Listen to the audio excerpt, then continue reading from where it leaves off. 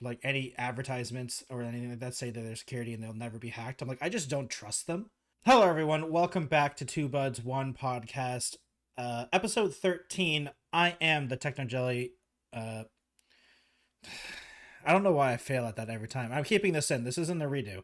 I always want to say I am the host, Techno Jelly, but I say my name first and then realize I say it, and then I have like a slight like, why did I keep doing that? And then anyway, I am here as the host, Techno.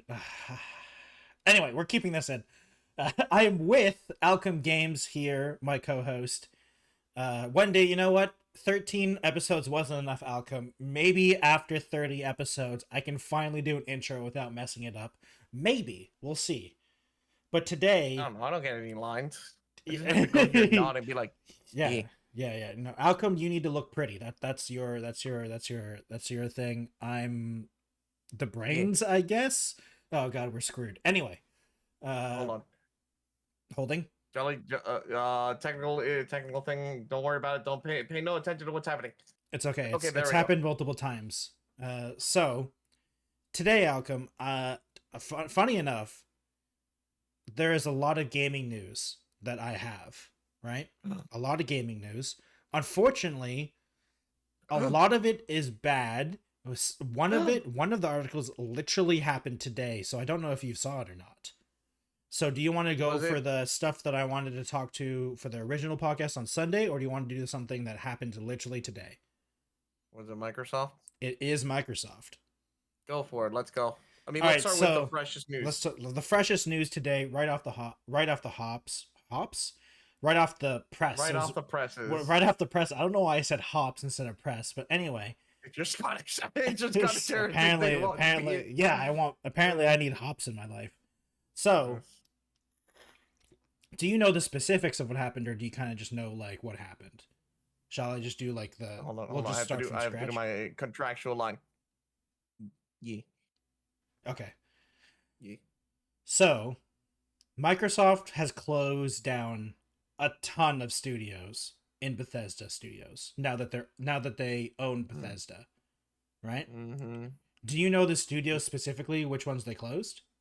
Quite a few. One related to a game I don't care for. What is it called? Redfall? Yeah. The vampire. Arcane Austin was shut down, which are the creators of Redfall, which is unfortunate because my brother in Christ, you set them to fall. Yeah, they did not have a good... that was not a good chance. Like, you gave them a chance technically by definition, but that was not a good chance. And I feel bad for anyone who bought Redfall and bought, like, they were all talking, like, the entire studio was talking about, like, keeping with it. And, like, sticking with it and making it a good game, and now it's shut down, and there's no way they're going to continue working on the game, of course. And apparently it's still going to be, like, the server is still going to be online. But they also, I don't know if you know about this, Alchem, they were selling DLC and stuff like that for new characters, which hasn't been released yet. Like, it was a Battle Pass thing, which hasn't been released yet. So apparently they're going to be making a make good offer to the people who bought the Hero DLC, is what they called it. Which that sucks. Which is really bad in every way. Do you know the other studios though that they shut down? Okay, I think you that was Arcane, right? Arcane Austin is the one that they shut down. Tango Gameworks, which is really sucks. Do you know what they made? I think you played it. They made Hi-Fi Rush, which well, not just that, what? Hi-Fi Rush and The Evil Within. Yeah, The Evil Within, which that one I never got to play, but Hi-Fi Rush was. I can't believe they got shut down. Hi-Fi Rush was a huge success. Didn't it win? Hi-Fi Rush won awards, didn't it? Hi-Fi Rush was practically the only game that came out that year. For Microsoft. At least independent Microsoft, yeah. Yeah, for first-party Microsoft, that was pretty much the only game I remember. That was it. And it was a stealth drop. And it did well. Yeah. It actually did incredibly well for a stealth drop, which is amazing, but Microsoft is basically proving they don't give a damn about even their developers. So yeah, I don't know what's the bottom line. The shareholders got to be happy, you know? I mean, the problem with Hi-Fi Rush is that it was an amazing game. A lot of people played it, but not a lot of people bought it because it was also a day one Game Pass. Yeah, they put it on the Game Pass, and that backfires because no one's gonna. Oh God, it's. I mean, it's one of those things where it's a double-edged sword Ah, because, like, not a lot of people would. I don't think a lot of people would have bought that game without the advertising behind it. And since it was a stealth drop, I think the best decision for them to do was to put it on Game Pass because, like, if you got no marketing, who's gonna buy this game that has no marketing, no I test? did. Yeah, but you're the odd person out though, Alchem. You have to remember that. Because we're also talking about, like, this is Microsoft. Like, Yeah. it's What a it's one of stupid it's an decision. odd decision. It was many odd decisions on odd decisions, and it's kind of like shooting themselves in the foot because, like, of course this game didn't sell very well. You didn't give it any advertising. You didn't give it a chance, really. The funniest thing, the best thing about Hi-Fi Rush was the insane word of mouth. Everyone said this Yeah, was an amazing which game that I just saw play it. it just goes to show you though. This is a good example. A Hmm. good game will sell itself. People will talk, and people would Yeah. have bought it if it wasn't on the Game Pass. But you put it on a Game Pass, so it was just gonna be just shoveled in with a bunch of the monthly games there, Yeah. and people got an amazing game for a very good value, which to Xbox is not gonna be good because it doesn't look like they sold that much, or it Yeah. doesn't look like you made that much profit from it. Yeah, because it's And so players. they blame the developers. Yeah, it's unfortunate. Not blame them, but take it out by Yeah, just basically yeah. cutting them. Cutting them. Uh, And the third studio, which is actually kind of fun, which is funny because I didn't realize this. The Alpha Dog they were Games yeah. got shut down. Which I doubt you'd played this game, but it's a mobile game called Mighty Doom, which I've actually played. It's basically like a top-down like a roguelike twin stick of Doom, but it's got like chibi character likes. It's chibi, but it's still adult. There's still a lot of gore. It's still Doom, don't get me wrong. But honestly, really fun. Kind of sad that it got shut down because that game was like, it's a mobile game, but it doesn't have, unfortunately, I think the reason they got shut down, it doesn't have a lot of the mobile game PS. So I don't think it was making a lot of money. Because it was actually just a good video game that was on mobile. And I mean, it had some ad stuff, I guess, and in-game currency, but like, it's not like a gotcha game or anything like that. So unfortunately, I don't think it was making a lot of money. It's one of those things. If you just, I mean, it had you don't over make 5 enough million money. downloads. I looked it up. It has 5 million plus downloads. So I don't know. I guess it just wasn't good enough.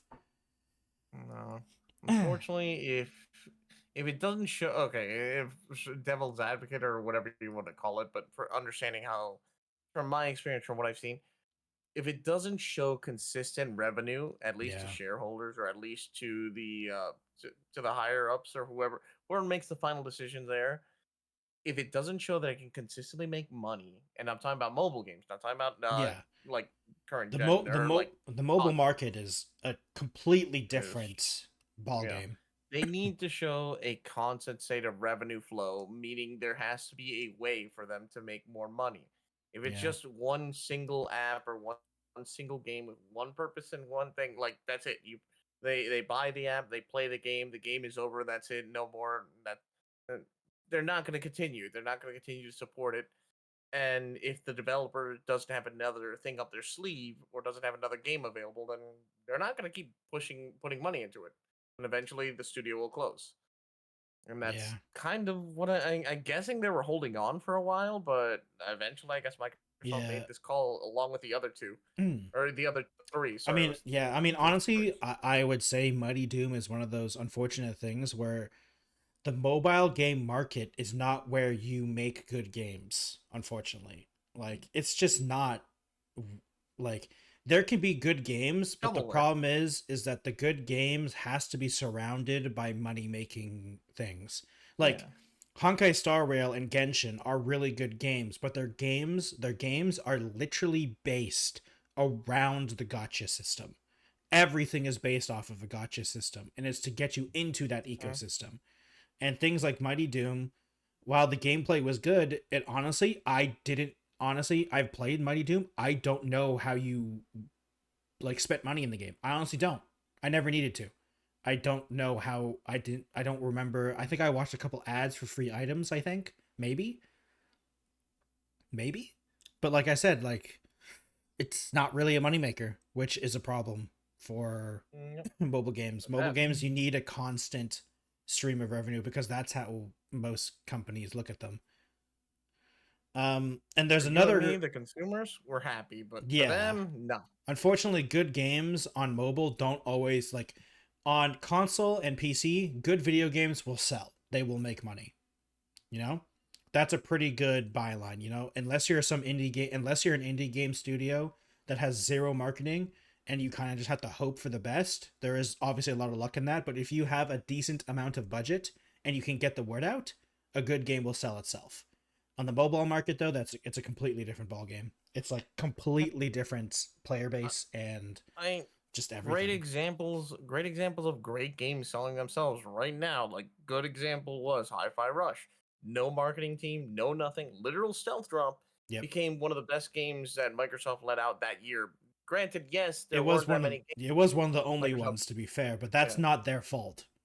It still sold quite a bit and did really, really well. I mean, Yeah. I honestly liked it, and a lot of people enjoyed it. Helldivers 2. I came out of nowhere. No one knew this game. People who played the Helldivers 1 were just waiting for it. No one else really realized what it was until people started to play it and enjoy it, and you got to see it, and it did incredible. Oh, trust me, we'll be talking about Helldivers 2 later, Alchem. Which, yeah. And another good game that, I mean, okay, a good example of a game that's that I'm seeing making waves already, but I can't say for sure because you never know. The future could change. I'm seeing with Hades 2 coming Hades out 2, with the early beta. I'm seeing people playing it, enjoying it. I already am dying to get it, but I haven't even, honestly, I'm gonna be real. I haven't even beaten Hades 1. Like I haven't even done a full playthrough of that game at all. I've never killed Hades. I've literally never killed Hades. That's how I think I got into the third world in Hades 1 like twice. I'm gonna put a disclaimer here. I suck at these types of games as well. So like a lot of it is me needing the stats to tank stuff so I can not die. I'm really bad at these types of games. I'll admit. I'm also a player of these types of games where I get distracted very easily. So like I play for a bit, start getting the pattern, start getting good, and then I get distracted and play a different game, and then go back again, and I've lost all the skills that I've claimed. It's also one of those games where it's generally better on a controller, at least from what I can tell, and me using a controller is sad. Any game that requires a controller means my skill level is already below average. Me and a controller do not mix.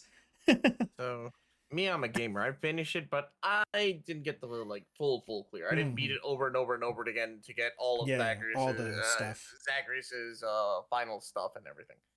But I got very far, beat Hades several times, and I enjoyed it. For me. It's on the list of games to play at some point. I'm already seeing so many people playing it, and so much so that I really, really want it. I'm about to rob a bank for it, I swear. I literally probably don't need to rob a bank. Just mug one person. Yeah. It's not that expensive, Alchem. I'm gonna go rob my stream later. Good example of word of mouth sells the game. I literally just saw Moist Critical playing it. He's one of the biggest YouTubers around. So him doing a video, literally just showing off gameplay. Yeah. Granted, he cut off a few parts and everything, but just showing it off already gives very good word of mouth, and people will go crazy for that. Though honestly, Moist's gameplay stuff isn't as popular as his other stuff. I mean, it shows everyone loves his commentary more. Yeah, it's his. I honestly don't watch his gaming stuff I only watch his commentary stuff because while I don't dislike his gaming stuff, it's not why I'm there. It's not your cup of tea. It's not why I'm there. I normally am not there to watch people unless I'm super interested in the game. Yeah, unless it's a game I'm interested. Unless I'm super into the game. I'm like, oh, Charlie played it. I'll trust because I'll trust his opinion. You know, it's if he thinks the game's bad, he'll tell me. Yeah. Or if he thinks it's so bad that it's fun, he'll also tell me because I mean he has a lot of those games too. Exactly. I do know he plays a lot of the more obscure games, and some of them are so under the radar, and it's just fun. But yeah, good example. Word of mouth works if your game is good. your game is shit, you're probably gonna advert. or actually, like I think I just a came to a realization. PC only game like Manor Lords. Like Mhm. no one knew that game. Oh, No I one knew. love that. Manor That Lords game is like so much popped fun. off. That game is one of those fun, games although- that that game is one of those games like this game is going to be great, but I'm definitely waiting for 1.0. I'm so bad at it. Well, Alchem, I'm going to be real. When I think of strategy games, I don't think of you as being the number one player. I'm going to be real. I let my Real-time they all strategy, starve.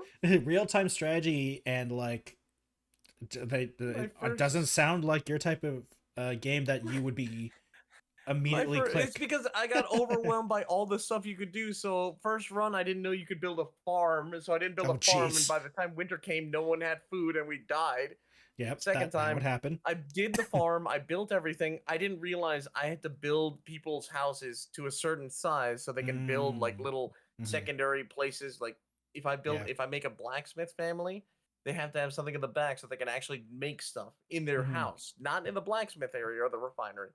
Yeah. And I didn't have that, so when we had invaders coming in, we had no arms. So I literally just watched my entire village get ransacked and burned down. Yeah. But yeah, that was my playthrough. I had fun with it.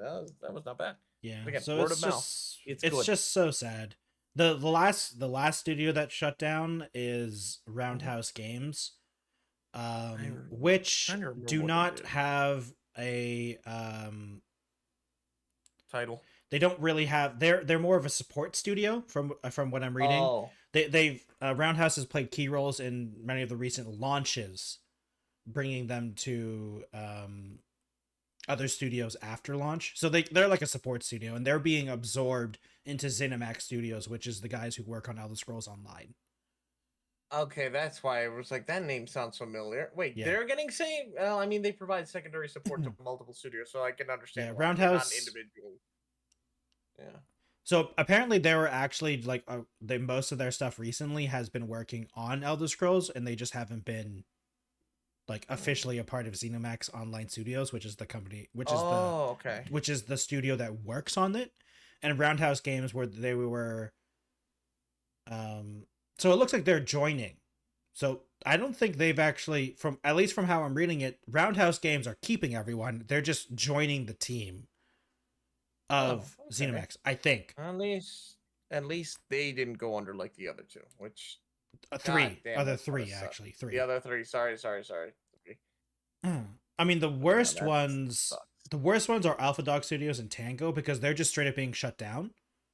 At Mhm. least Arcane Austin is being like split into different teams and being put into other places. I'm sure people are still getting fired or laid off in Arcane Austin, but like there's nothing about Alpha Dog Studios or Tango, so I think all the people on those studios are being let go. Which, I mean, not to say anything, but there's a lot of indie studios that I've seen that have popped up just randomly saying, "Hey guys, did you guys know that we're hiring?" Just off the just like saying, "Hey, not that we've read anything in the news lately, but did you know that we're looking for insert job title?" You'd like a job starting now.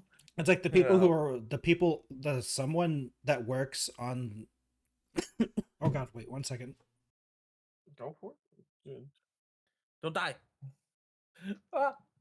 Sorry, I all of a sudden ran out of breath and started choking. Jelly, no, your lung. I know, right? It's because I forgot to breathe during. I was becoming too passionate and forgot to breathe. I was gonna say one thing though. This is showing a really, really good. They're okay.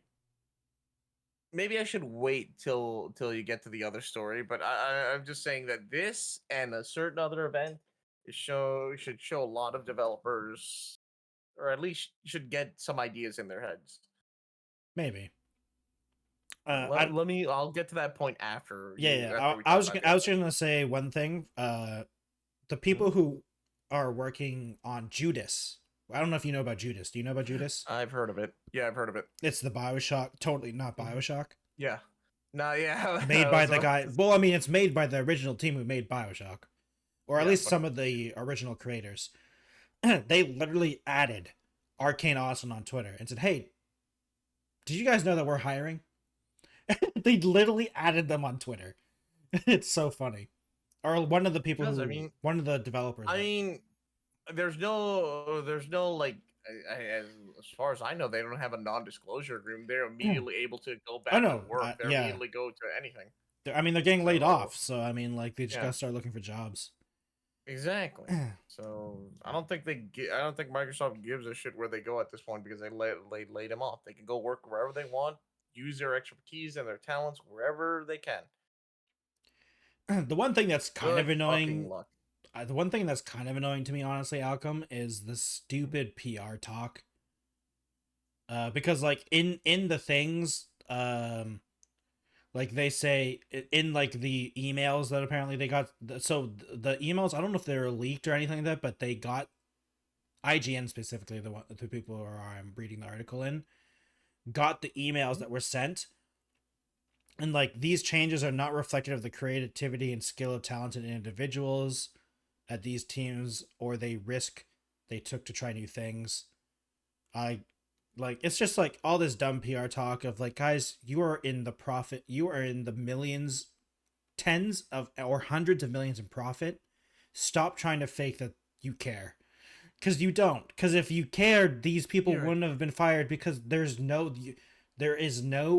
you are not losing money. You just aren't making enough money.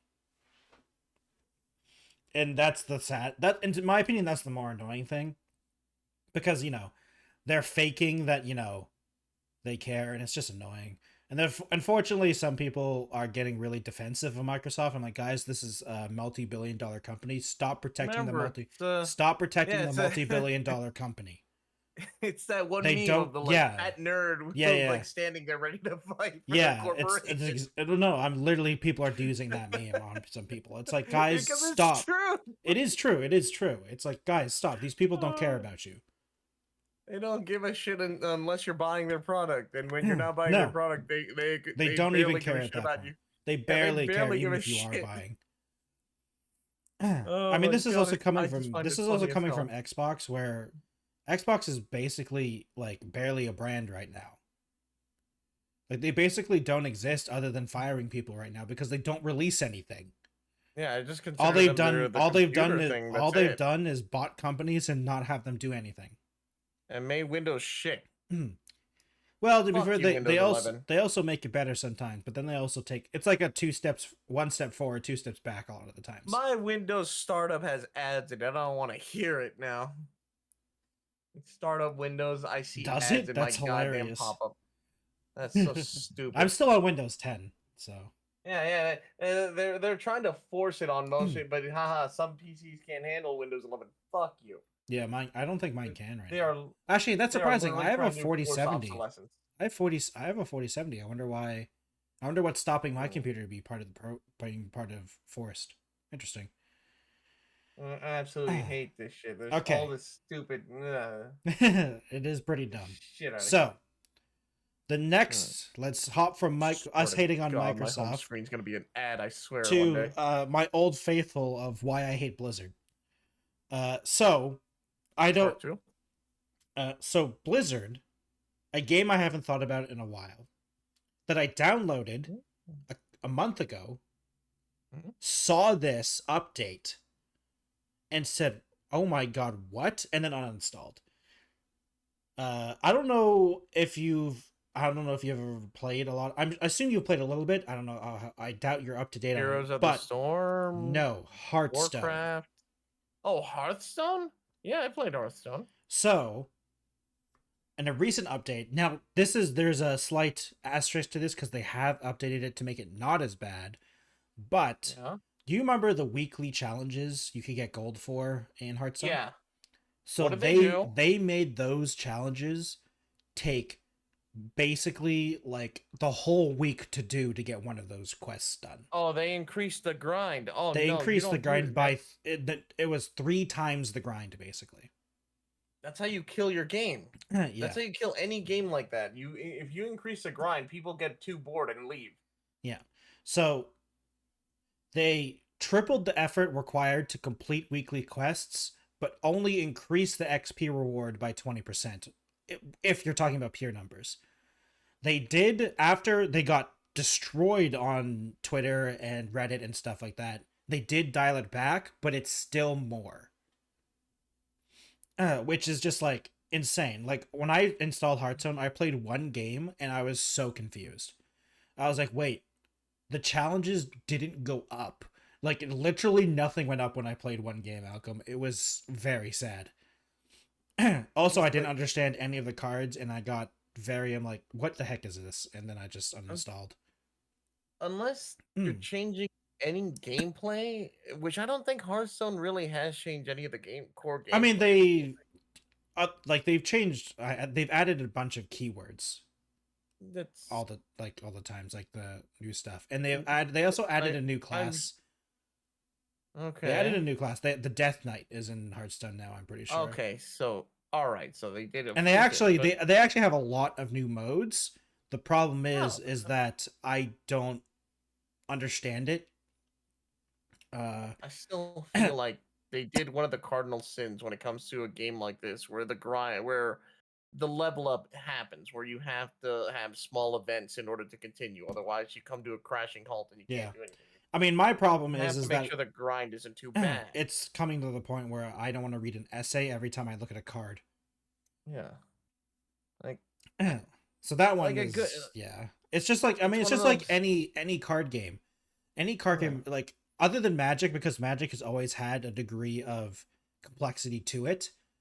I have a problem with I wish card games would stop this whole thing of being like, hey, obviously what the players want is more complexity, so let's just keep adding stuff to one card. It's like every time I hover over a card in Hearthstone now, it's like, oh my god, I have to read an essay. Like, guys, stop, please. The only game so far that hasn't done it to me, the only card game I play right now, is Marvel Snap, but that's also because that game is super simple and like the game's maximum 7 turns big. Normally it's 6 turns, but there's one card that makes it 7 turns. So like literally the most turns in the game is 6 most of the time. So like obviously there's only so much you can do. But even then there are some kind of like power creepy stuff in that game, but it doesn't bother me because I don't really care that much. Because I luckily enough enjoyed the gameplay enough. But I mean, Marvel Snap has a whole another problem of how it doesn't do card packs, which you'd think would be a good thing until you realize that in order to get cards, it's like an insane grind. It is really awful to play Marvel Snap as a new player, unfortunately, and I don't know how they're going to fix that. I don't think they ever will, honestly. It's just one of those things where it's painful. It's painful if you're... Really? Well, because the problem is that, like, basically you have an account level, and as you level up your account, you can get... Okay. So the way you get cards in Marvel Snap is there's things called series, right? Series 1, 2, and 3 is like the base set of cards, right?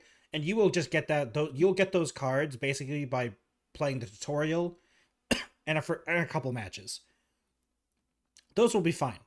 Or Series 1 and 2, sorry. Those are like the tutorial sets. Series 3 is when you start getting into like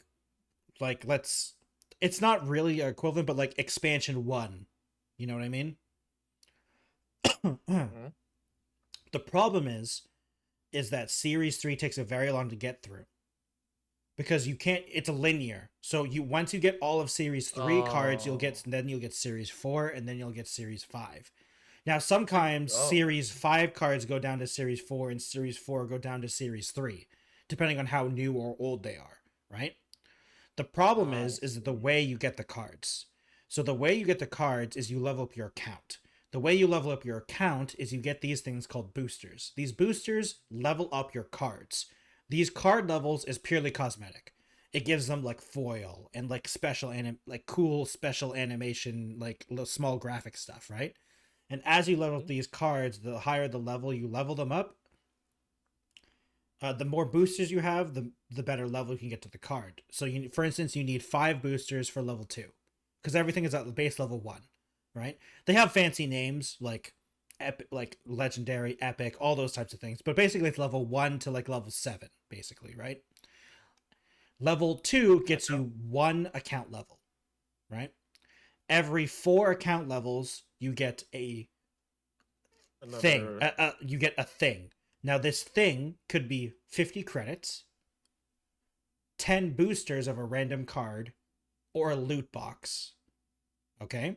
The only way to get a card is in that loot box. The loot box has a card chance, 50 credit chance, or booster chance, and gold chance. And gold is the premium currency. Credits is the regular normie currency. In order to level up the cards, you need the boosters and a certain amount of credits. So, for instance, for me, I have so many boosters, but I don't have credits. Right? The only way to get credits is through these loot boxes or leveling up your count, 50 at a time, mind you. Or you could go to the store and buy them. Well, of course, that's what I was gonna ask. Yes, you can use your gold to buy credits. God. And as you can see, the problem is that the process is insanely slow. Like, let me put it this way. Yeah. I've played Marvel Snap basically since I can. I don't have all the Series 3 cards. And the game's been out for like 8 months ish, and I've been playing since day one, relatively close to day one. I don't play all the time. There's been a couple weeks breaks. I mean, luckily for me, the types of decks I enjoy playing, I basically already have all the cards. Unless a new card comes out that it's involved in the decks that I like, that like the types of decks. But I basically have all the cards that I like already. So that's one of the reasons why I'm not as mad in terms of like me personally, because luckily for me, I like really basic types of cards. So like I'm not super into I've got a couple combo stuff that I like playing and stuff like that, but like people who like, especially people who are like really into the Marvel universe, it's going to be a nightmare getting all the cards. Like I honestly for like actually Alchem, hundreds of hours to get just to series 3, just to get to series 3, let alone series 4 and 5, because series 4 and 5 have like a 1 to 2% chance to be in those loot boxes.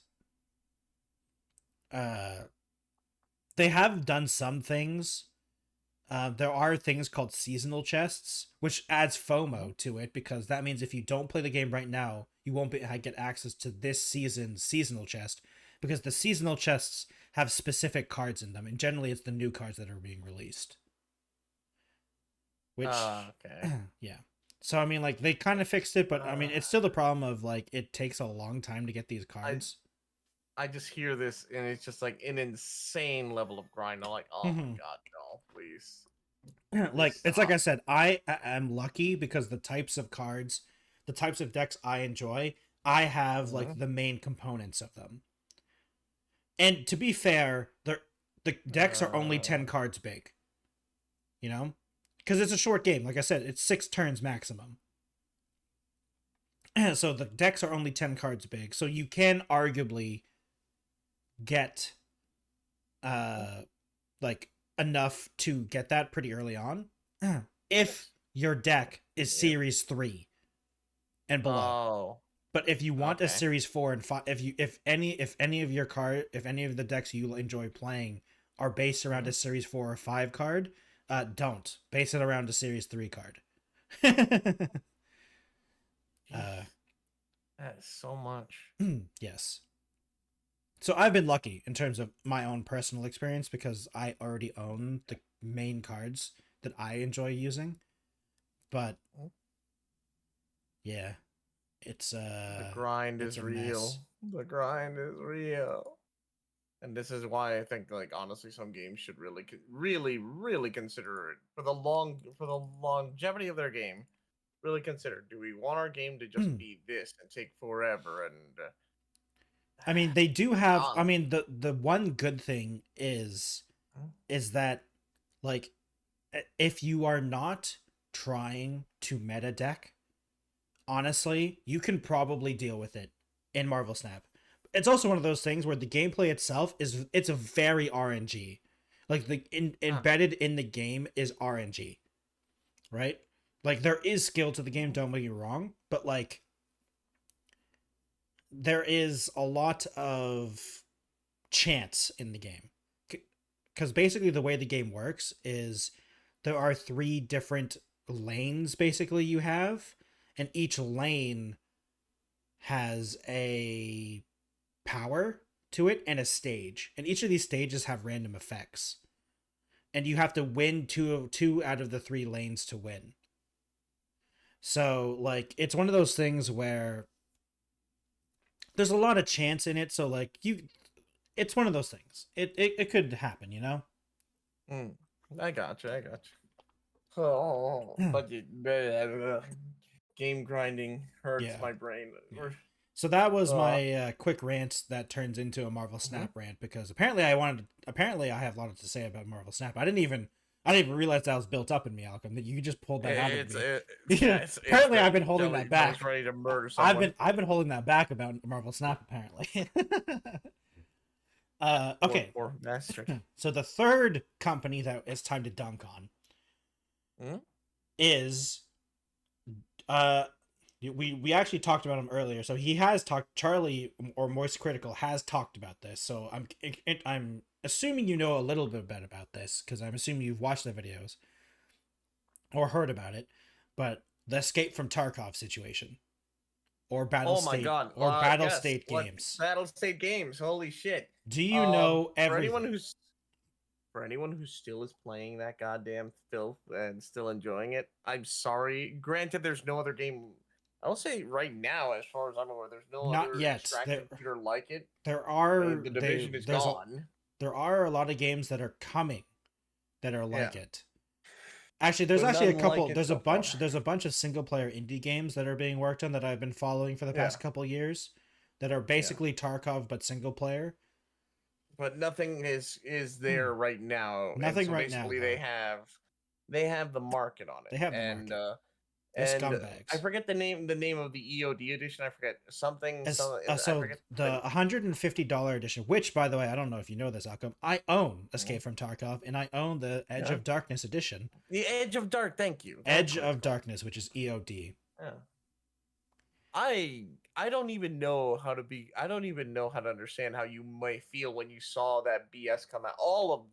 I was all angry. of the parts that came out. How come you've never really seen me? That's probably anger is probably not the right word for me. Which? Because I mean, to ask, when it first came out, when they tried to explain stuff, when they tried to explain the stuff they'll give you, or the quote unquote everything about 6 it was months of everything about it was like, this is why I stopped playing Escape from Tarkov. Because everything was so dumb. And so so we'll start from the beginning, right? Yeah, go for it. Escape from Tarkov announces a new addition to the game, right? It costs $250, which is insane, by the way. Also, $250 US dollars, by the way. Yeah. So it was around. Unheard of. Yeah, it's unheard of.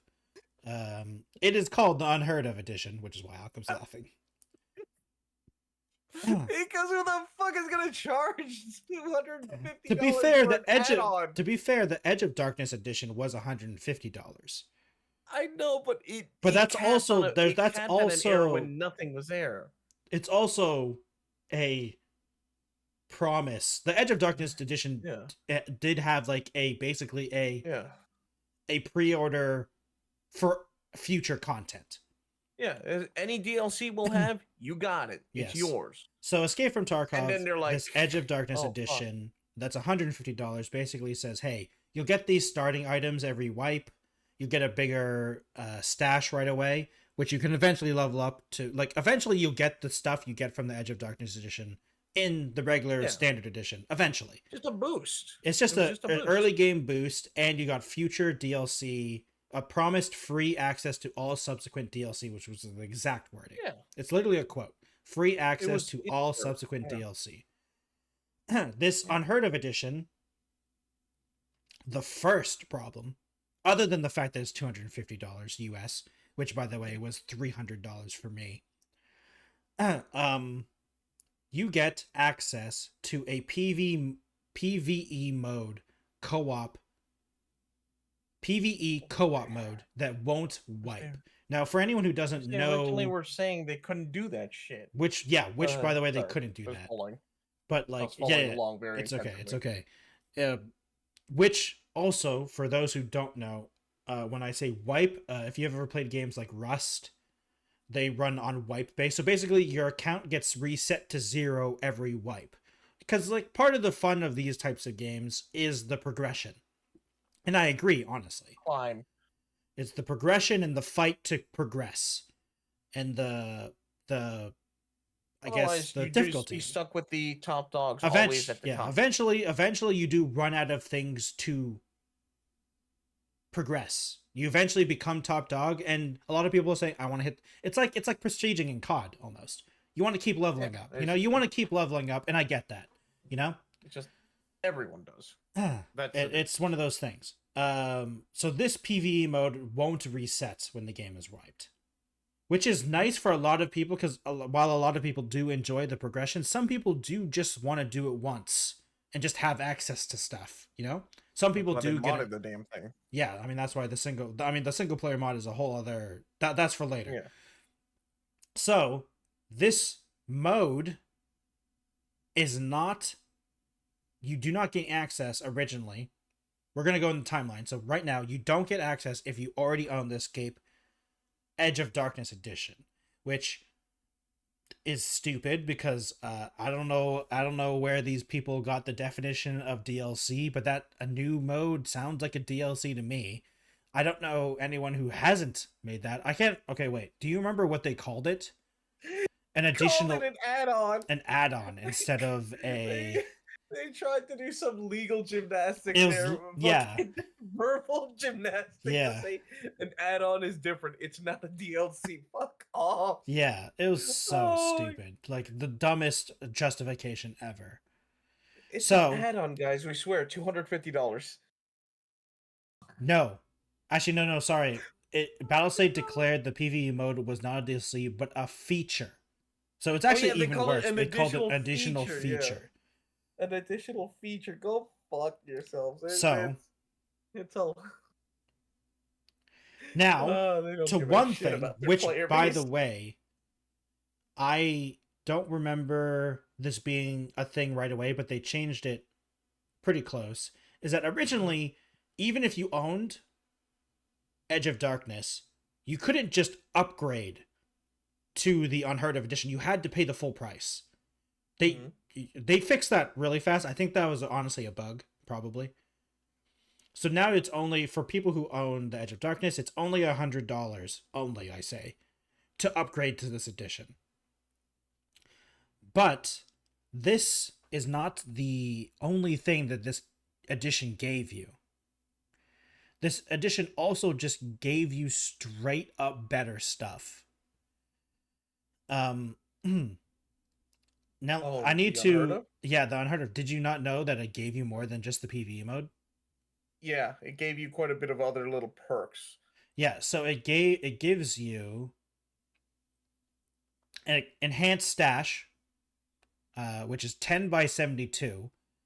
I actually don't remember how big... The original? I don't Okay, so it's been a while. The Edge of Darkness edition gives you, so your thing is 10 by 48, so this is 10 by 72 stash, which is like an in-game inventory. Actually pretty good, which is a very big one. Yeah, that's a very big inventory stash. Okay. It gives you expanded PMC pockets. So originally you only have 4 or 5 inventory slots for your pockets, so your pockets are literally bigger. Increased fence standing, which fence is one of the shopkeepers. So you have one of the progression systems. Reputation. You have a better reputation. You get more slots on the flea market, and the flea market is a secondary market in game where you can sell items to other players. Most players have a limit to how many things you can sell at once or buy at once. You have more of those. You get a unique in-game melee weapon. That's just cool. Melee weapons are useless in Tarkov, so it doesn't matter. Yeah, I was about to be like, that would be fine. That's a cosmetic. That's a cosmetic, basically. Increased mail retention time, which is a basically your mail stays longer, I think. What? Which means I honestly don't really. Here's the problem. I'm very out of date when it comes to Tarkov, to the nitty gritty of Tarkov. So I don't actually know Yeah, I was what like, that does. what? I guess your mail in game auto deletes, so you get to keep your mail longer. If you, what from what it sounds like, at least from my speculation of that, is that in the game you can basically insure items.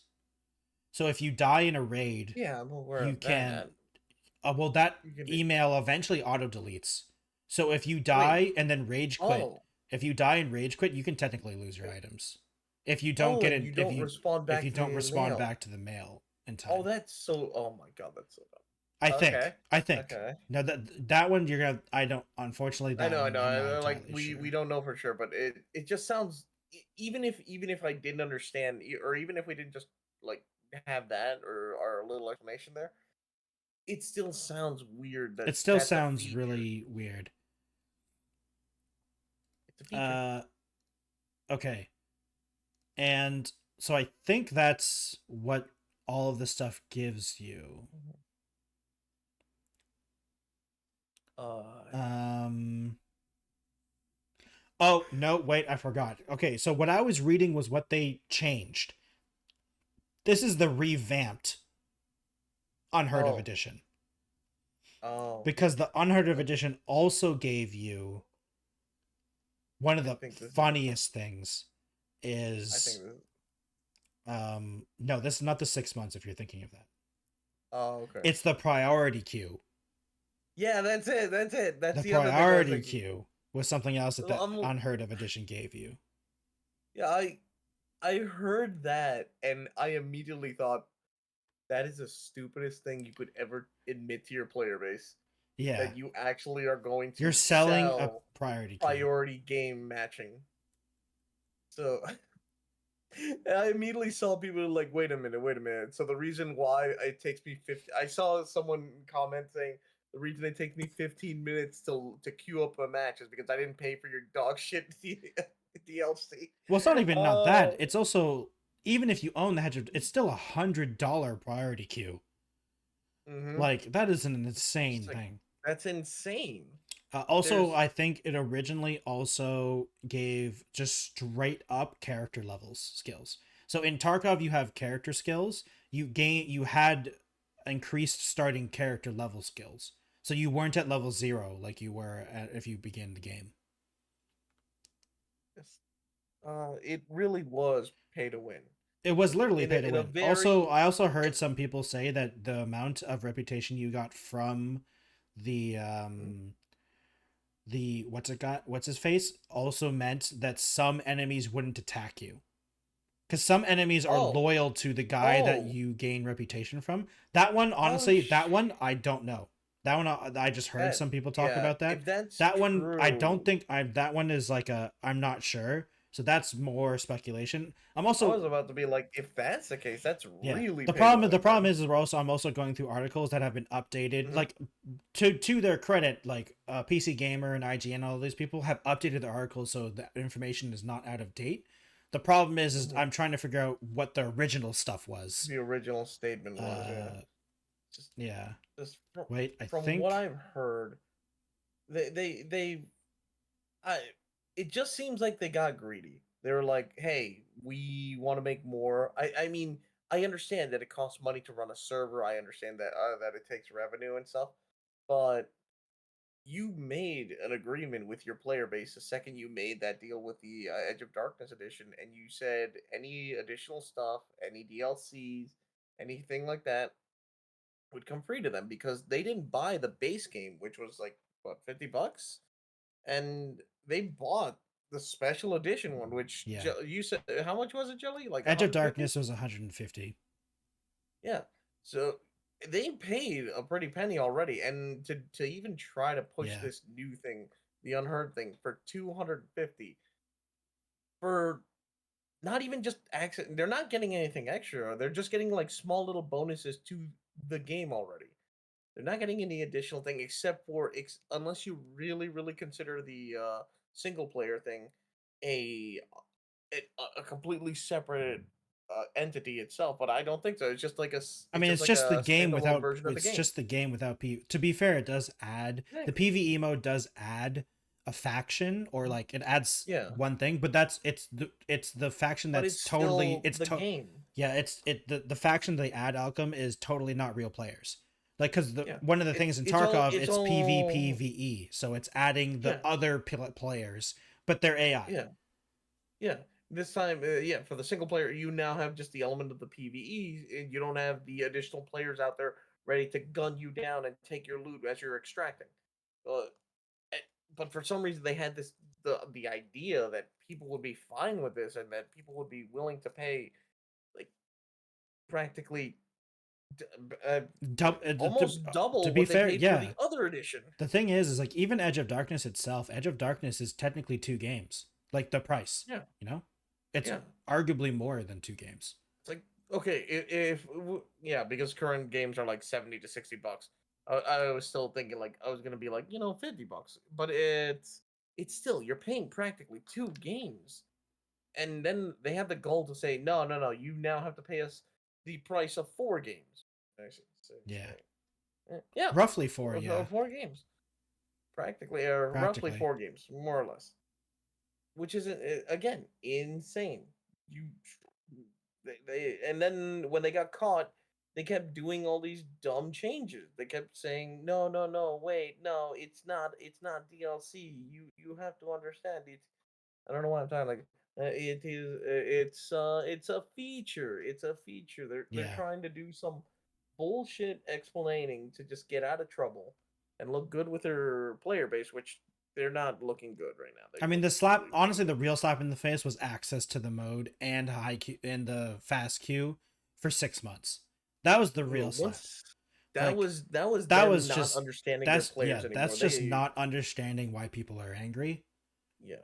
You like, what do you mean? Why don't you want to get faster queues? Don't you want to pay to get like, no, bitch, we shouldn't be paying for that. That shouldn't be a paid thing. Yeah. I love, though, that once that came out, I really love that once that came out and people started to dunk on Battlestar games, that you saw the other Battle State. Yeah, or Battle State, sorry, Battle State. Honestly, I haven't played in forever. I honestly don't care and have no respect. I mean, here's the thing. I will if on them. Unfortunately, this article doesn't say that I feel like this one that I'm reading is slightly out of date, because I'm pretty sure they've reconsidered it, right? Yeah, you'll get the new one. You'll get it in waves. Yeah.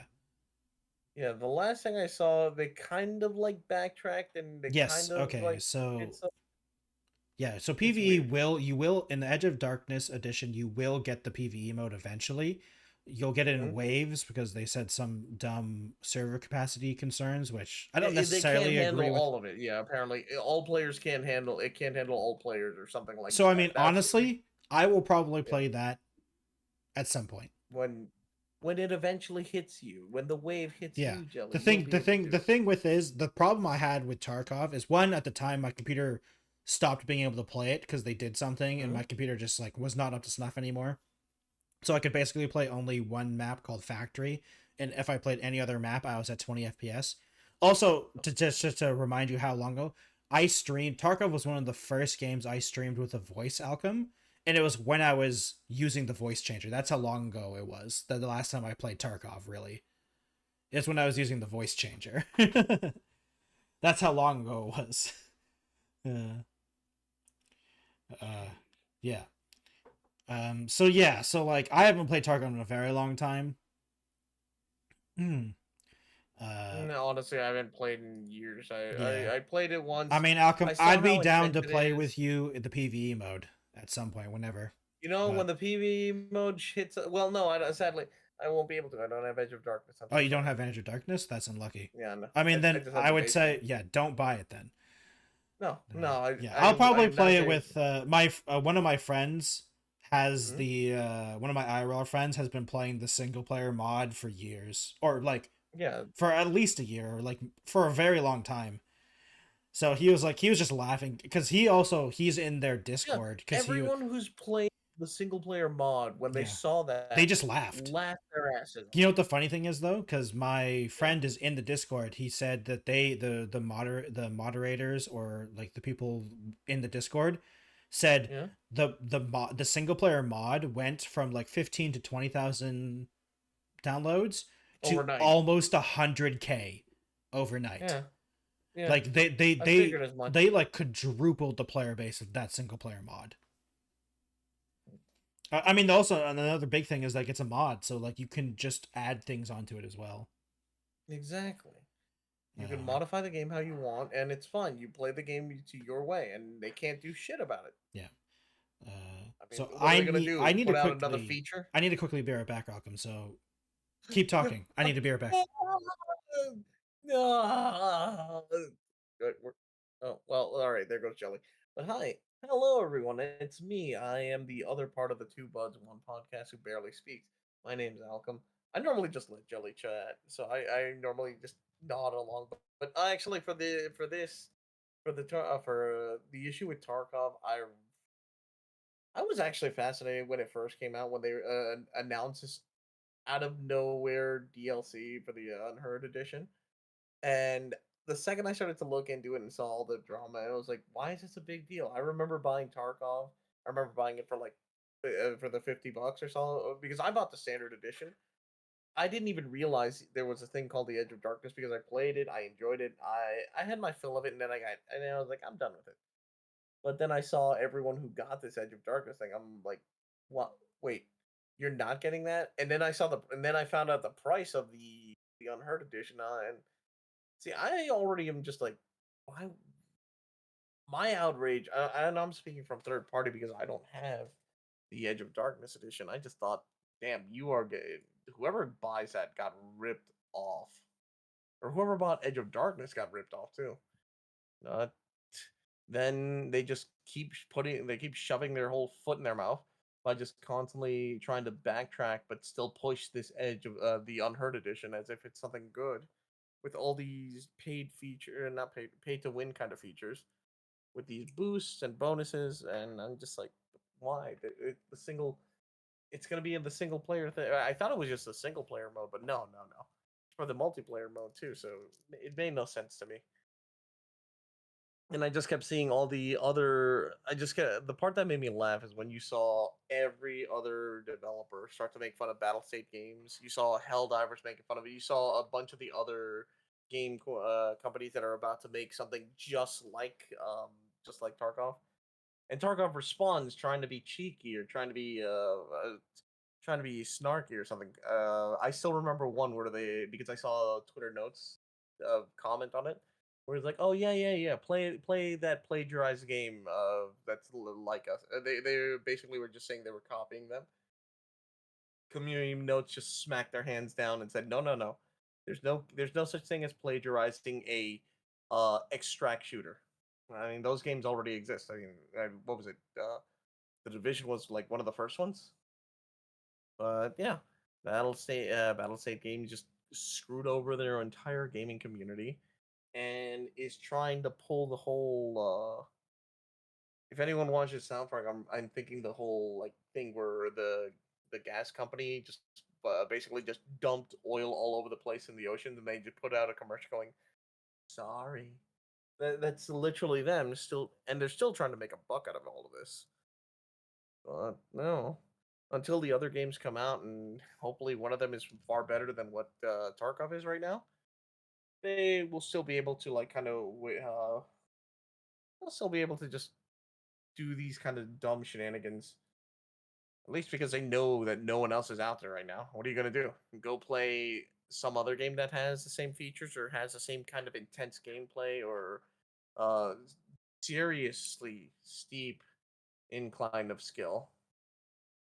Like I shit you not. Every time I ever tried to play that game, I spent most of the time just prone. Like prone literally got you home. All right, I'm back. Welcome back. So I'm just reminiscing about how hard that like I get why. How hard Escape from Tarkov is. Yeah, Escape from Tarkov is the so game's hard. intense. Yeah, it is really intense.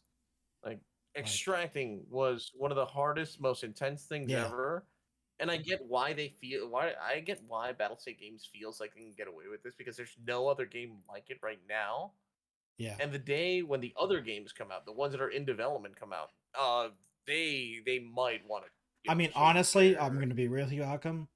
At least from what I can see, the other games that are coming out that are like it aren't like, they are taking they are inspired by Escape from Tarkov, but like they're not Escape from Tarkov. Not the intensity.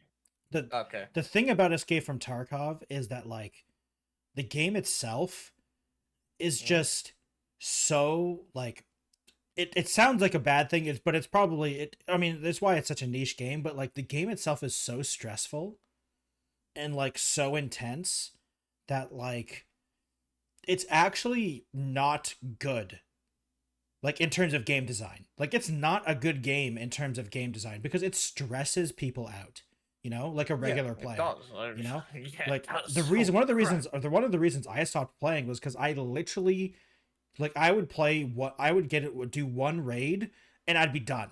Like I'd be done. I'm like, I can't play. I have to go lay down for like 3 hours. Like it's so stressful that it's a high stakes, intense shooter. Extraction shooter. You put everything on the line. You build up your build. Everything you have can give you an advantage to make it or break it. Usually break it, because usually what ends up happening is you're extracting. You think you're in the clear. All of a sudden you hear just a little bang out of like some God knows where in the woods, and you're hurt. You're already bleeding out, and that's it. And the game doesn't explain anything to you. You have to figure everything out. You're like, it's one of those games where honestly, I would say like you don't want a game like Escape. You don't want to copy Escape from Tarkov. Like you want to copy I think the extraction genre has a lot of potential, but Escape from Tarkov is Helldivers. I guess it is kind of I would say that's more of a mission-based game. It's a point-to-point mission-based extraction shooter, where you go to point A, do one. I don't know if I'd call it extraction shooter. Honestly, extraction shooter also, to me at least, does have the escape with loot. It's not the loot thing. It's also the death. Death means a loss. You know what I mean? Like when you die, you lose something. In Helldivers, you die. You do technically lose. Division Dark Zone. Yeah. Or like that game that's been recently popping off, the one that's like a combination of DayZ and Escape from Tarkov, Gray Zone Warfare or something like that. Oh yeah. I've seen that. Thanks for I was like. There's also a bunch of single player games that I don't know if you've heard of. Alchem. Honestly, let me just quickly look it up. There is one game that I think if you ever thought you enjoyed Escape from Tarkov, the one game I would say that everyone should keep an eye on. Let me just scroll through my wish list, because I've played the demo of this game and it's a single dev working on it. The dev is insane. He's actually insane. He's Eastern European, and he's insane because he was making the game in Unity, right? And then the Unity fiasco, happened, right? Yeah. And he said, yeah. And then his response was, "Heck it, I'll rebuild the game again in a different engine." And so he did. He rebuilt his entire prototype in like 2 months. It was like almost a full year. He remade it in a game engine called Godot or something like that. It's a pretty popular. Yeah, he made it. I know who you're talking. You know who you're talking about? Yeah. I can't remember the game's name now. I have it on my wish list. I need to scroll. I have so many games on my wish list though. The problem is that like I have to scroll down a lot. Let me see. The game is called. I actually played a couple games that have like an extraction based thing. One of them was like an extraction-based roguelike that I actually really liked. It was made by another solo dev. Actually, this one had a really interesting thing where like one of the main progression things is that all the weapons in the game is kind of like sort of sci-fi. So the weapons are cybersecurity locked, and you have to find keys to unlock the weapon. But unlocking the weapons keeps run after run. So like you gain access to more weapons as you keep going and unlocking more weapons technically. That one was in That was a game demo I played during the Steam Next Fest a long time ago. Oh my god, where is this game, man? I can't remember. Road to Vistalk. Road to Vistalk. That was the game. Road to it's Road to Vostok. Vostok. Vostok. Vostok. That's the game's name now. That's what I'm gonna call it. But yeah. So those, like, I would honestly say, Escape from Tarkov. You shouldn't copy Escape from Tarkov, because honestly, I'm going to be real with you. I just don't think Escape from Tarkov is a game that I don't think you can repeat its success, because the amount of players that enjoy Escape from Tarkov are the people who are playing Escape from Tarkov, and I don't see a new audience to it. And they're not going to start again. They're not going to start again. And like, there's part of Escape, like the players like myself, who are scared, not necessarily scared, but like one of the reasons that I don't like Escape from Tarkov, or I don't play it, is one of what a lot of veterans would say is the best thing of the game. Doesn't tell you anything. The game doesn't teach you anything. It doesn't tell you anything about how you mod guns or do anything. And there's no maps. Like, the problem I have with Escape from Tarkov is I feel like I need a wiki page and a third-party map site in order to play the game, you know? And like, I mean, yeah, that's kind of what it was. Like, you needed, because the game didn't give you, like you said, the game didn't give you anything. Yeah. And in the end, the player base started to make stuff. Yeah. And the problem is that I honestly kind of agree with veteran players of like, I don't think they should add it. I disagree with the map. I think they should add a map. Of like, I'm not saying a map with a map that tells you where you are. I'm saying just a map. A map in the game. Like, I want a map of every arena, or every every raid stage, or whatever. Not a map that you can pull out or something. You don't want a map that you can just pull out in the thing. Maybe like an inventory thing, maybe something like that. No, honestly, I would want a thing where I can press a key and it'd show me a map of the area. Not where I am, not where things are. Oh, yeah. Just like a map with labeled areas, just so I know what things are. Because, I mean, one of the biggest problems I had when I was playing it is when I'd look at my extraction zones, it'd say extraction zone something something. I don't know what that is. Like, I don't know what that is, and I don't know where that is. I kind of wish they made it so you could at least have an item that you could have, like a map, and you like a would have GPS or something down the parts. That'd be kind of cool. You can like make your own map type of deal, like right on the map. It's like when you Rust, you're able to write on the map. They took that out a while ago, but yeah, they did. Which, to be fair, was probably a good idea, considering it's Rust. Yeah. God damn it! I have no comment there, because you're right. It's Rust. You don't I mean, the one time you and I played that, you played it on stream, and I had to tell you, we walked up to a base, and I said, Alchem, do you have signs turned off? Tank?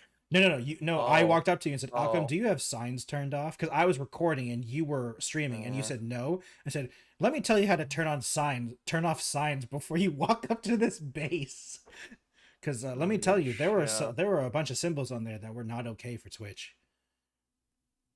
Oh yeah, I remember that. Yeah, because Honestly, I almost got in trouble one time because I forgot that one of the mods. I need to be more situationally aware of stuff when I'm playing games, because multiplayer games. There was a mod. Yeah, I just remember there was a mod for Left 4 Dead that I had. That apparently that had posters, drawing, really messed up posters. Yeah, I had that mod on for like a year, and I never realized every time I played. Yeah. Thank goodness it never showed up on stream, so I dodged a big bullet there. Yeah, but it was funny. Yeah, unfortunately, I don't know if that never became a video for me. The Rust stuff, it never became something. I just didn't. I don't remember why I stopped it. I don't remember why. Just eventually it wears off. Eventually you burn out. No. It wasn't the burnout. It wasn't burnout or anything like that. I just don't think I liked it. I think it was one of those things where not enough. Unfortunately for me, the server I chose for us to play on died almost immediately, and nothing happened. Unfortunately. Oh.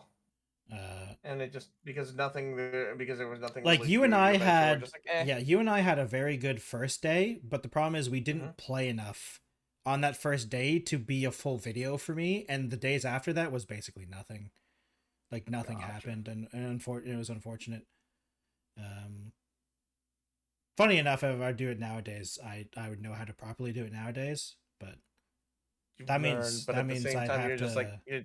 That means I'd you're have to just play like, eh. Rust, and that's I don't know if I like. There's many rabbit holes I'm willing to go down on, but playing Rust is a rabbit hole that I have yet to commit to right now, and I don't know if I ever want to. It depends. It's a very slippery slope. I don't know if I'm comfortable with doing that slippery slope right now. That's understandable. Too much dedication. Yeah. So that is Escape from Tarkov and all that. I mean, luckily they did pull back on basically everything, except for the pay to win stuff is still in the Unheard of edition, though. The pay to win stuff is still there. They just said they're going to balance it, which I don't believe them at all. Mm-hmm. So I guess the question is, Alchem, do we want to talk? I mean, we might as well, right? The Helldivers 2 stuff, like it was like the biggest thing. And I mean, honestly, there isn't that much. I don't like the story.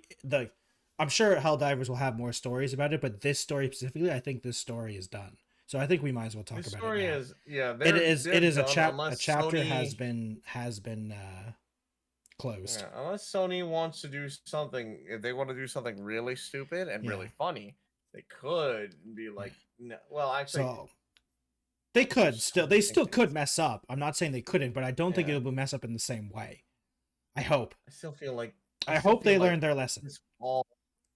I still feel like this could have been averted if they just said one simple thing and offered this one simple thing. Hell, I'm pretty sure the Helldivers developers would have been like, yeah, let's do it. That's fine. Yeah. But no. I mean, okay, so let's go ahead. Go for it. Let's start at the beginning, because I think you and I had the same opinion on this of why this could have been easily just avoided. So the very beginning is Helldivers 2 made an announcement that they were going to require you to link your PSN account to your Steam account in order to play. There were two main problems with this. One problem, I think that problem is slightly overblown, and I'll explain why. And the second problem, I think, was a bigger problem, in my opinion. The first problem was the security risks. PSN has been hacked multiple times over data breaches and stuff like that. I personally, not knowing anything about it, think that part was probably overblown a little bit, because I don't know, maybe it's because I have less faith in everything. I just think that Sony was targeted more, not necessarily that they were more vulnerable. I think they were just targeted more because they are like one of the more popular. They're Sony, and Microsoft has like 5 people on their accounts nowadays, so it's not that big of a deal. Like, no one cares about hacking Microsoft. At least the Xbox division. But to be fair, I don't know a lot about that stuff, and there are people like pirated software that like don't trust Sony at all. So I mean, like, there are people that I trust that don't trust them. So I trust the people who don't trust them. You know what I mean? Like, I trust the opinions of the people who don't trust them. Yeah. So, but I think, you know, linking your account to PSN, that's like linking your account to anything. The real scummy thing is that you didn't require it to begin with, and then you required it. That's the stupid part. The bigger problem in my opinion, though, was that they were selling the game on Steam or on PC where PSN wasn't available. So you literally couldn't make a PSN account for some country. For Eastern Europe, most of Africa, most of Southeast Asia, and parts of South America. It was like 72 countries, and like it was like more than 70 countries from what I remember looking at it. And that's the thing where like that in my opinion, that's the bigger deal. The security stuff, I can understand people's concern. I am less concerned about security because I am anarchy on security, and I think everything's going to burn down. And at this point, I think I'm going to get hacked at any point, no matter what I do. But that's more of me giving up. Not saying that I just am trying to make it easy for people, but I don't know, man.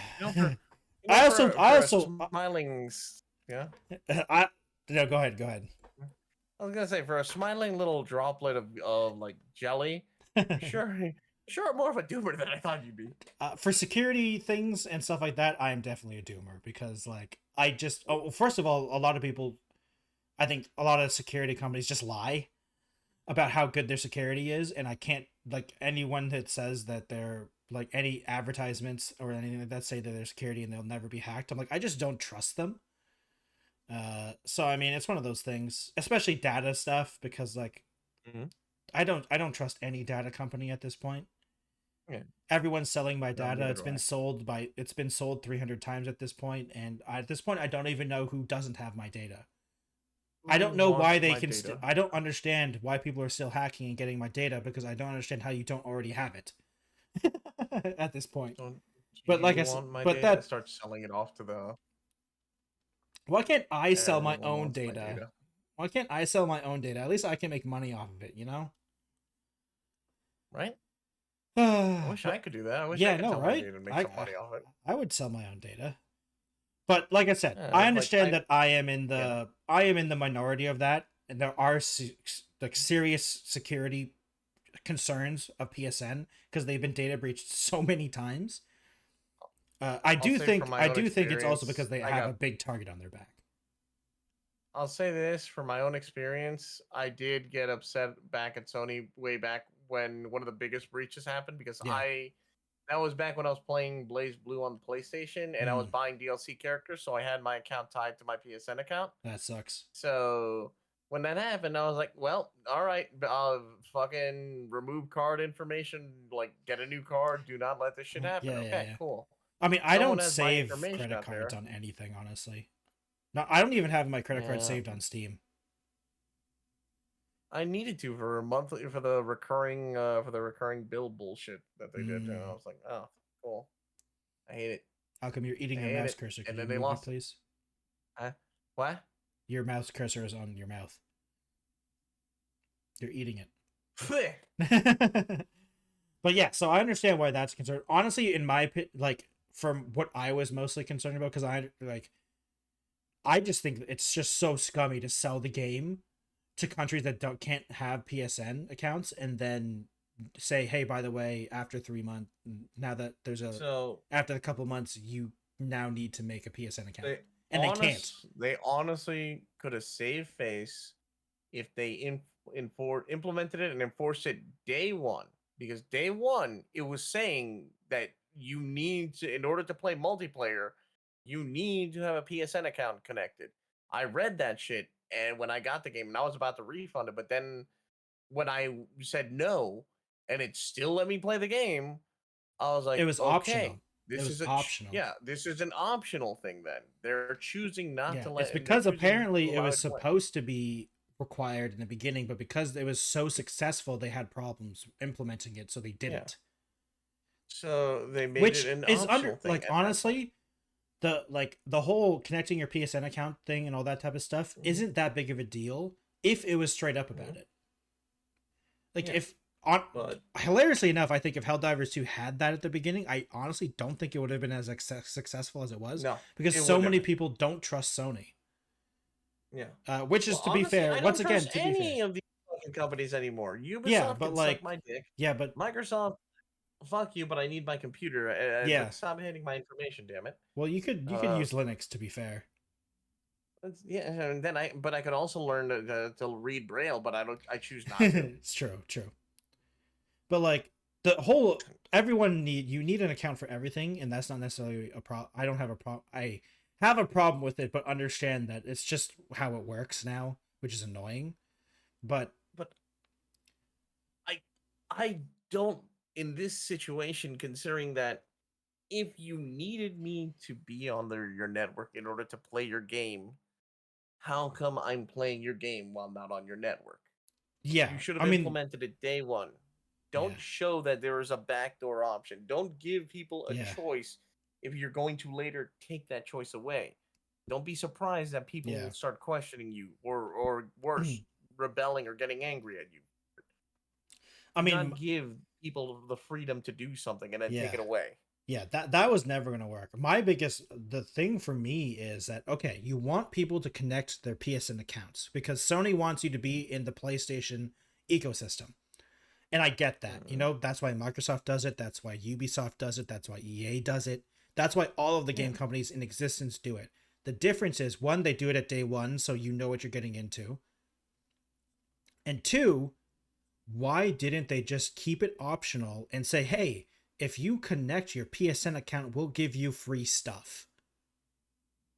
Like, offer a helmet, offer a helmet and a cape to connect your PSN account, and I guarantee you 60% of the people who said they would never, they like got really angry, would have done it.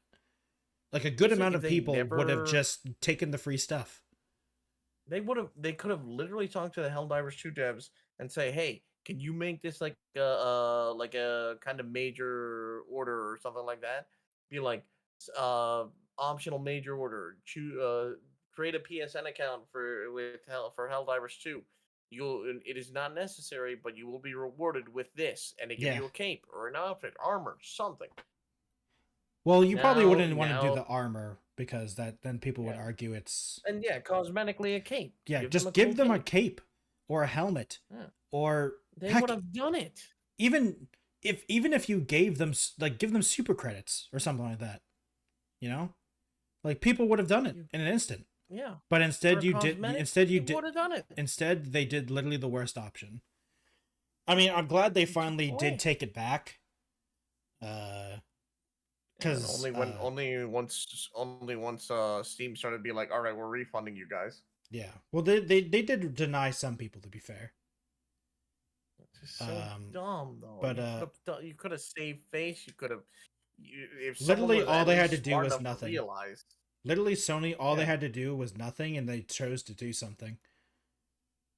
But now, because of this, one thing I've noticed, and this is for the same with with Microsoft now, these kind of events are basically showing devs, you might as well be better off going in. Don't get a publisher.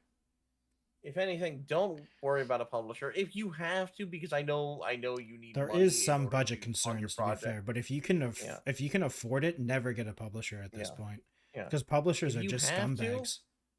If you have to, treat it like a temp job where you work there for a little bit, maybe get a bit of experience, and then get the fuck out. Don't stay there, because they don't value you. They do not. It looks like it's getting worse and worse, because I mean, hell, so Microsoft literally got rid of a well-done, well-made game developer. Yep. Made something that actually got them a lot of attention, but because of poor management, they didn't make as much money as they intended.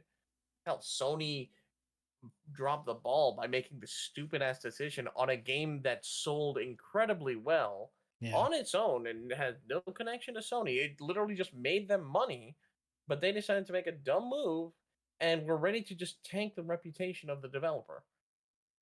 They don't care, and honestly, developers shouldn't give a shit anymore about like not third publishers or AAAs or anything like that. Go indie. Yeah. Go indie. Damn it. Only problem. So I want to question you, Alchem. Did you see the problem in Sony's response? Which one? When they pulled it, when they did the tweets, or when they did the update saying that the May 6th update will not happen. Did you see the problem in that response that I saw and a bunch of other people saw too? Are you talking about how they still haven't backtracked about the people being able, the internet, the bans, or not bans, but like so that is part of it. But I'm talking about the actual, like, the response itself. We can talk about the pull from, they did pull the game from 177 countries, and it's not available still there. Yeah. What's the other thing? Okay, so in the thing, they say, we're still learning at the very end, we're still learning what is best for PC players, and your feedback, it has been invaluable. Thanks again for your continued support of Helldivers 2, and we'll keep you updated on future plans. What future plans, Sony? No future plans, Sony. Stop doing things. Let Arrowhead do Arrowhead things. Keep making the game great, and stop trying to put your hands in it, because obviously when you put your hands in it, people weren't happy. So there should not be an update on future plans, because there shouldn't be any future plans other than Arrowhead doing their own thing and making you a ton of money. I'll talk suit and tie with you. Your Arrowhead will make you a ton of money if you just do nothing. Like, stop doing things. Oh my god. And it's inherently scummy that they took the game down from 177 countries and haven't put it back up yet for PC players. Because that just shows even more of a thing that they plan to try to do this again at some point. Because that's the only reason you would keep them. That's the only reason they do that. You know. We'll be back. Yeah, basically, it's like the what's the movie? I'll Be Back. Except worse. Terminator? Yeah, Terminator. Yeah. Except worse. Oh my god, they're the automatons. I knew it. We already knew they were automatons. Right. Let's be real. Sony was the automatons. I desperately want them to have us. They were the automatons all along. I desperately want the Arrowhead devs to like have something released as like a big boss, like a big enemy for the automatons called the Yoni or something like that. Like, have it blatantly be, like, Sony's name or something like that. Or something like it. They probably couldn't. But it'd be funny. I mean, they're already doing a big middle finger with the cape. That is a middle finger. Yeah, the cape is actually funny. That'd be great if it did the Steam review cape. That is subtle. That is subtle, but that is a middle finger in my eyes. Just to show you and always remind you, hey, this is what you did. You almost destroyed us. Our reputation was almost completely just fucked up because you guys made a dumb choice, and you were about to not give a shit about it too. Yeah, and that's the part that makes me. That's the part that makes me realize. Yeah, the game devs do not give a fuck. They just want to appease their corporate shareholders. They want to make their numbers look big. They will tank the game developers, anyone with a creative idea, any team. They don't care as long as they look like, they're making very good money to their shareholders. The gamers, they don't give a fuck about. The devs, they don't give a fuck about. Creativity, be damned. Money. Yeah. I know I sound like damn cynical. No. I mean, to be fair, this entire time I've been a doomer. So this is all it's sad to see, but it's literally true. And the more I see it, the more I'm just like, corporations are getting cartoonishly. I mean, look, Alchem, corporations' politics are getting cartoonishly evil. Look, Alchem, I'm going to be real with you. There's been so many ever since we started the podcast. Like every other episode, I want to name for the YouTube upload. I want to name the upload "AAA Gaming makes us sad." But I've already named it once. I need more ways to say AAA gaming makes us sad and or depressed because I can't name the episodes the same thing every week. I'm saying this now, and I'm pretty sure a lot of other people have the same mindset. Hell, I've even seen other people say something similar. But I think the era of AAA games, where like they put monstrous amounts of money more into advertising than I've ever seen. But that era is done.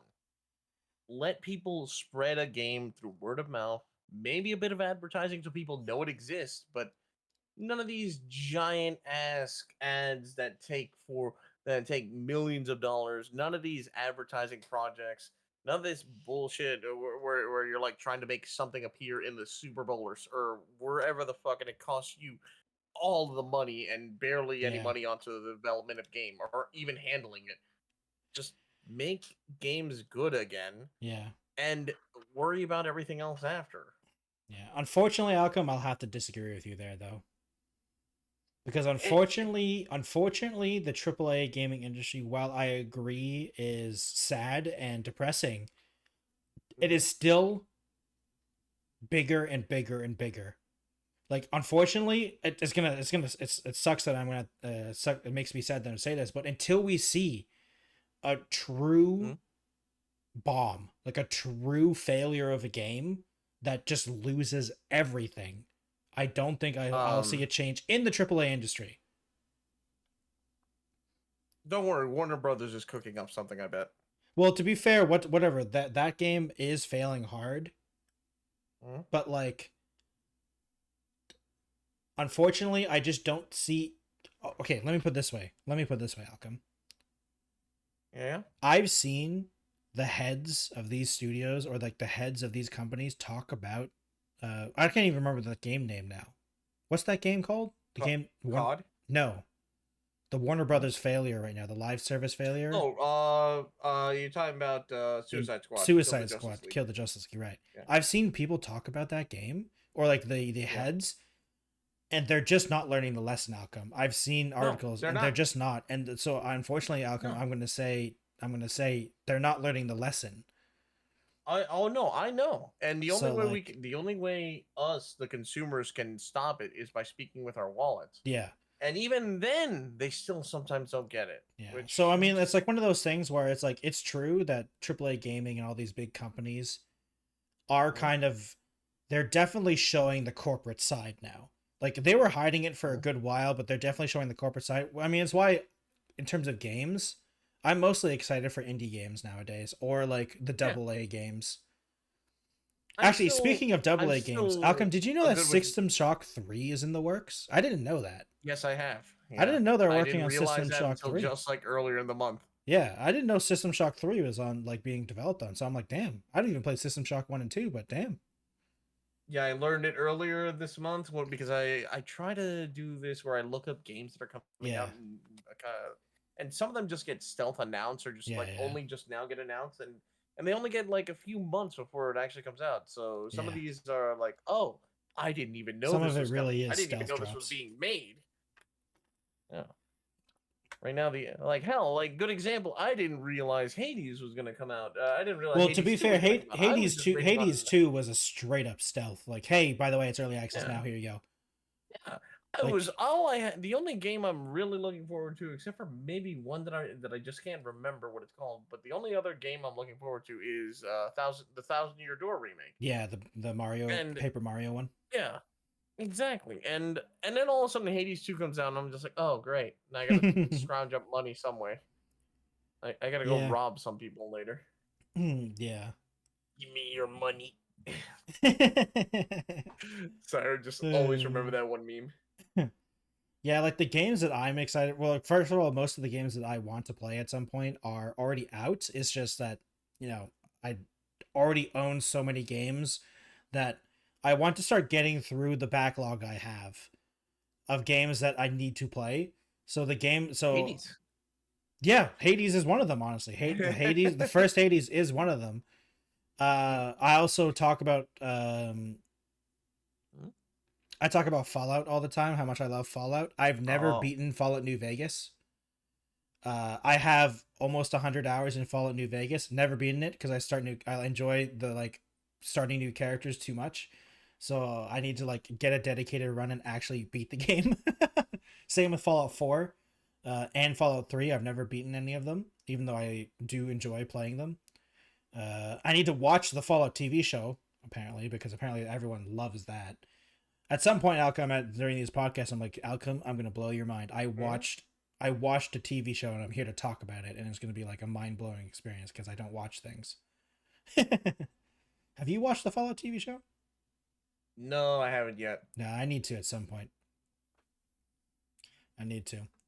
Yeah, but there's so many games that I want to play that are just on the back burner. Like right now I'm still off stream. I'm still playing a ton of Stardew Valley, which I realized is a problem because Stardew Valley doesn't technically end. So I need to decide when I've finished Stardew Valley, which is technically never. So I've kind of really wrote myself into a corner here of where I'm trying to get myself to play beat games and not jump ship too much around different games. And I've chosen the first game I've chosen doesn't technically end ever. And I'm like, oh crap. Tell me, but I still need to finish Yakuza. I need to jump back into that one. I mean, that game would take you. Don't you have 40 more hours of that game though? Technically. Yep. You've only scratched. I need to finish Subnautica, Yakuza, Bears in Space, Darkest Dungeon, Another Crab's Tale. Well, I mean, Bears in Space luckily is a relatively short game, so that one you could probably do in a stream or two. I feel like it's taking me longer than I thought. Well, I mean, the game itself is only 20-25 hours in total. 25 hours. Oh, cool. All right. Actually, that is impressively long for. Sorry, Yeah, well, a lot. Well, I remember 6 to 7 hours. Yeah, I remember seeing. Maybe I might be extending it a little bit. I remember watching a review on the game, and the guy I was watching said the game stops giving you new stuff after a while, like most games do. And he says like technically they could probably cut out a couple of these sections, but they didn't want the game to be too short. So, but I mean, hey, if you're enjoying the gameplay and the jokes, so like, it's one of those things where it just depends on your point stance on like what it is, and like how much like I've heard the game is about 20 to 25 hours. Ooh. As long as you're not like dying over and over and over again. And playing on, well, I mean, the guy I was watching plays on the hard, but he's a FPS he's like an old school boomer shooter try hard, so he plays all his games on hardest difficulty. I play on normal because most of those games I am not good enough to play those styles of games well, at least. Also, I've noticed I've been having problems with not first person, but like I've been getting motion sick in some games a lot more than I remember. So I feel like something has happened, at least in my body or something like that. I'm starting to suffer from motion sickness from certain games if it's too fast. So that sucks. Which is really unfortunate. It's also like I have to if I can't turn off like head bobbing and stuff like that in first person games, like I just can't play the game most of the time because I'll just like feel awful the whole time.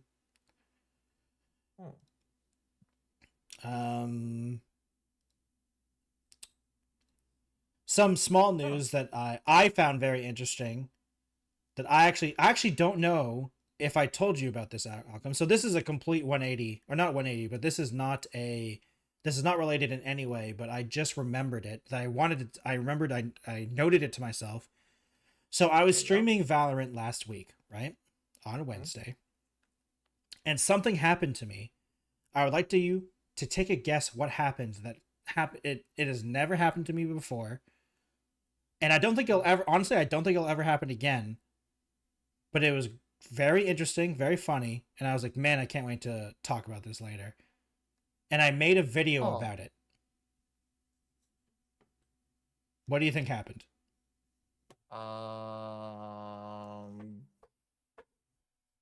Someone said a banned word? That has happened, but that not this time. That happened a long time ago, though. Wait, someone was actually friendly and nice? That actually happens quite often. I think Valorant has a bad reputation. Most of the time, my teammates are very nice people. Honestly, I don't think Valorant has a bad reputation like it that. It has a cringe reputation. Yeah, there's a lot of e-couples on Valorant, unfortunately. Yeah. I heard the cringe thing, but I haven't heard like it doesn't have a toxic. It depends on where your toxic player base. It's a competitive shooter, so there's always going to be a toxic element. Like you can't take away the base. Like any times you have a a competitive game, there's going to be some toxicity in it, no matter what type of game genre you're in. But what happened, Alchem, is someone got banned live on stream. Someone got Vanguard activated and terminated the game because they detected someone cheating. So someone either on my team or the enemy team got banned. And Vanguard terminated the game. Vanguard, which is the anti-cheat, terminated the game, and it never happened. And I was like, wow. And I will say, for me, on my side, I don't know who was cheating. Because no one in the lobby, in my opinion, was doing well enough for me to ever think they were cheating. Like, I was so confused when it happened. I'm like, oh, someone was cheating? Huh.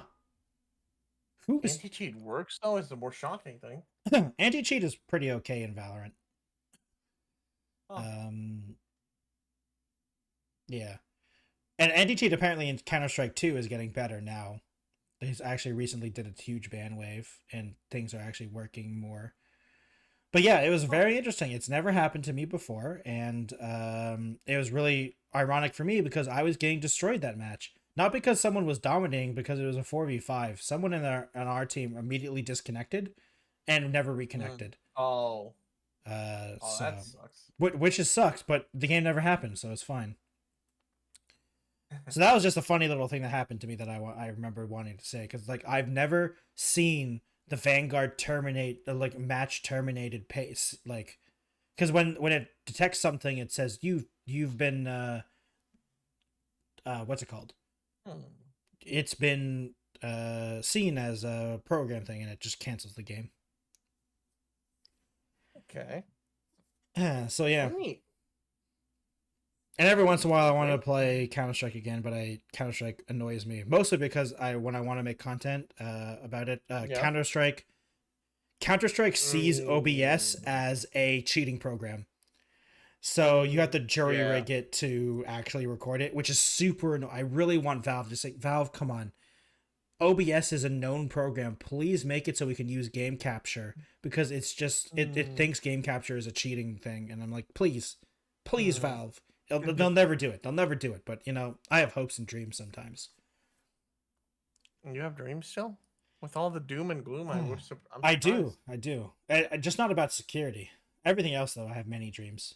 See that bulb right there? That's where he keeps all the bright ideas. Future. All the bright ideas. Right there. My bright future. Otherwise, it would just be dark and dark. Yep. Purple jelly mass. That's it. Pretty much. Okay. Well, all right. Is there anything else you wanna say, Alchem, before we do our outros? What do you have any comments? Late comments, other than the fact that AAA gaming makes us sad, which, by the way, will not be the episode. I promise this is not going to be the episode. There's so many AAA inserts sad things. Like I can't keep doing this. I need to figure out more words that mean sad or doomed or terrible and stuff like that. I need to look. Despair. AAA gaming makes us despair. I don't know. I feel like that doesn't discouraged. I think I've got titles. Depressed. I've got titles. It involves companies and I hate them, so it's fine. Yeah. Is there any final comments? No. I mean, honestly, like I said, I just feel like I honestly feel like the age of AAA needs to either end or change. I would say more adapt. It needs to adapt. Instead of stonewalling and say just end, adapt, change, learn from these mistakes, because these are big situations that have happened. And very avoidable. You are literally incurring the wrath of your entire consumer base. The player base, the consumer base, they're the ones who buy your games. They're the ones who buy your services. They're the ones who continue to use your services. If you piss them off too much, they eventually will be like, I don't care for you anymore. I don't want any of this anymore. And the only way they'll continue to come back is if you release a good product, because we're consumer based. We only come back. We will take a bunch of abuse. We will take insults. We will take being treated badly, as long as you put out a good product. Yeah, look at Nintendo fans.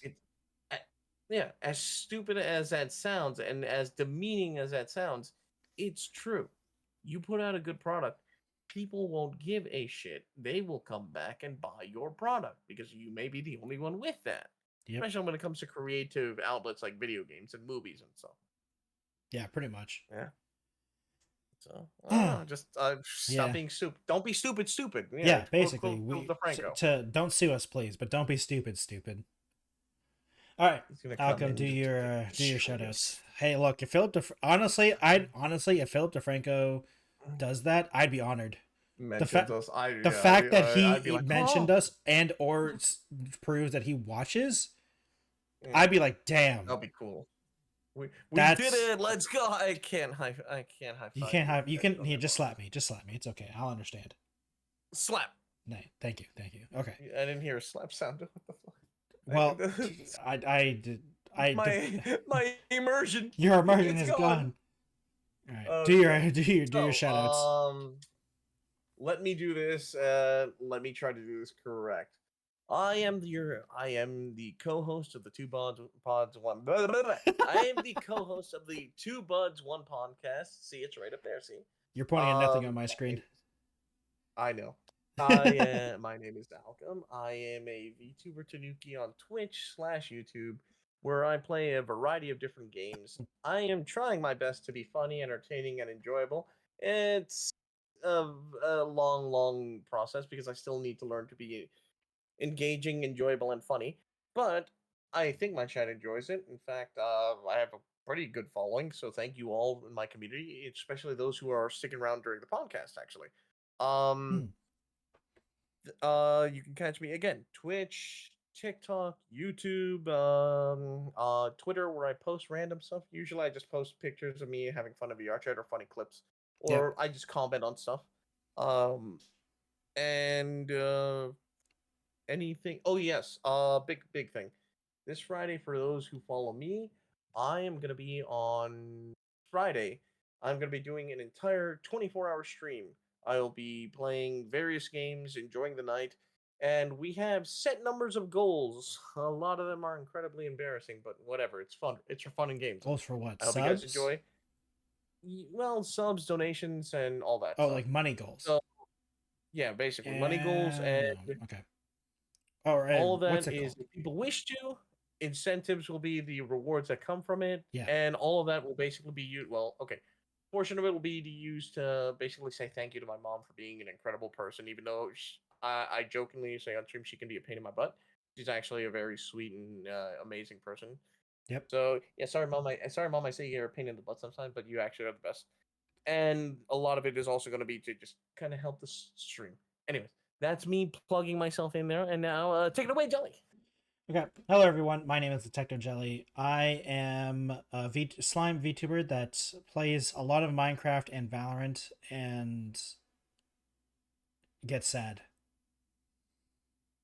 But other than that, I am also. I'd appreciate it if you go on my YouTube and subscribe there. I push really hard on my YouTube, and that's my main focus, honestly. I stream Monday, Wednesdays, and Fridays. Videos are up Tuesdays, Thursdays, and Saturdays. If you're on my YouTube channel right now, I'm sorry there was not a video up today because the podcast is being uploaded today, and I get very concerned when I upload more than one thing a day because sometimes YouTube doesn't like that. So because of our schedule changes, the algorithm is a bitch. Yeah, YouTube sometimes doesn't like multiple uploads a day. So the podcast is coming up today, and the Minecraft video will be uploaded on Thursday. It's already set. It's on coming Thursday. So yeah, that is me. I'm on Twitter, Instagram, TikTok, and what's the other platform? TikTok, Instagram, Twitter, Patreon. YouTube, if you would, Twitch. well, I already said YouTube and Twitch. If you like to see the before and after scenes of the podcast, you can join, become a member of my Patreon if you would like. You'll see the before scenes of me talking to myself until Alchem arrives, and the after scenes where we talk to the live chat most of the time, and then I leave. And then sometimes Alchem tries to eat me. I try to eat Alchem sometimes. Alchem tries to be parasocial with my mom sometimes. And that's going to be a running joke forever. And he can never escape it. I still have that short. It will be made into a short one day. I still have the footage. It sounds so bad and hilarious, but you know. It does. Thank you all for watching, and we will see you for episode 14 on next week. Goodbye, everyone.